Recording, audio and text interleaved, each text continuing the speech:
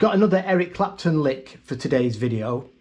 Now this is from the performance at the Royal Albert Hall. The song is Have You Ever Loved a Woman? I've done a few licks from this performance in some of my previous videos.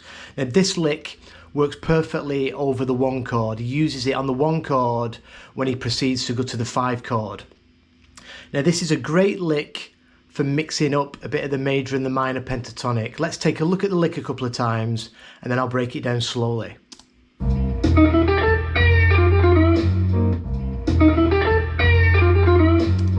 Okay, so C minor pentatonic. You can think of your C7, C dominant 7 chord here with your major third. So we've got C minor pentatonic box 1. We're adding in that third. Now the lick starts, we're on the G string, and we're going from the minor third with our first finger, so it's G string 8th fret, and it's a quick pick, and he also picks into the major third, which is the 9th fret of the G. And then we're going to come up to the B string, and we're going to pick 8 and 10. Now this 10th fret on the B string, that's our 6. Now that isn't in the minor pentatonic. It's if you count it up in your major pentatonic. There's your 6. There's the octave. It's an A note, and that's in the major pentatonic. So that's a great little spot where we can hit that note and we can mix the major and minor pentatonic. So it walks up from the minor third into the major third, and then 8th to the 10th on the B. And then we've got a pre-bend, so you need to push it up before you play it. And then it's a release, so the pre-bend just goes up a half step. Now that half step, you're achieving the 11th fret on the B, which is our flat 7. So that's in our chord, it's in our minor pentatonic. Let's look at the lick.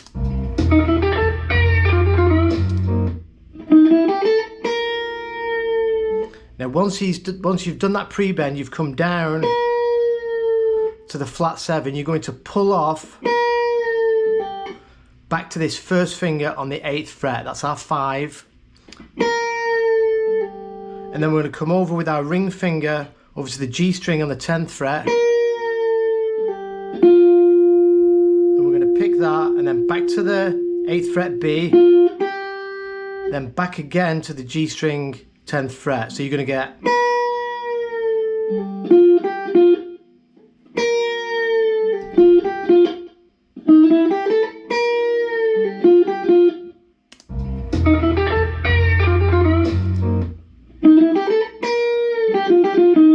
and then the last move, first finger on the minor third, and you're going to push that up with your first finger, and you're just going to go not quite up to the 8th fret, 9th fret, which is the major third, but you're just going to kind of sneak up to it just behind the major third, and you're going to cut that bend off. So you're just going to give that a tweak. So you're not going right up to the third, you're just giving a bit of a tweak and just sneaking into that major third. I mean, it's good to make these licks your own, you know, you can, if you want, you can slide right into that major third or land right on it and give it some vibrato. It's good to make it your own. But in this case, just before he's going to the 5 chord, and on the 5 chord he uses the minor pentatonic, so I'm pretty sure that's why he's just sneaking up to that major third. He's not quite cleaning it up with the major third, he's still keeping it a bit edgy and bluesy because he's going to the 5 chord, which is remaining in the minor pentatonic. So it's just a cool lick to learn, and you can stick it in your blues, you know, whatever key you're in. It fits perfectly well in your box 1. And the only one kind of note that we're mixing in is we're hitting that 6 there, which is the 10th fret of the B string.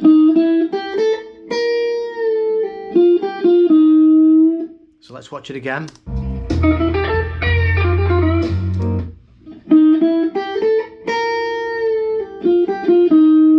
This pull off, pretty sure Eric does a pull off, but you can also just, you know, you can pull down and then just play this note, and you can do that if you want. It still has the same effect.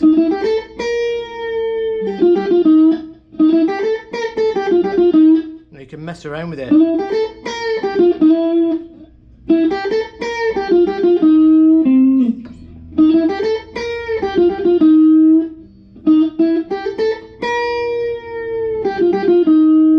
So really slow now.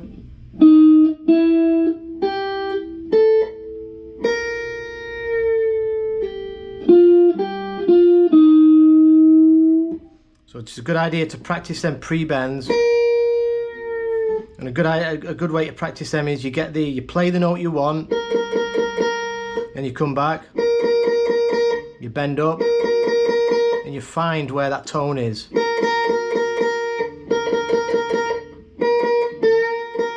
If you're too far, you can hear it, not far enough. You got to find.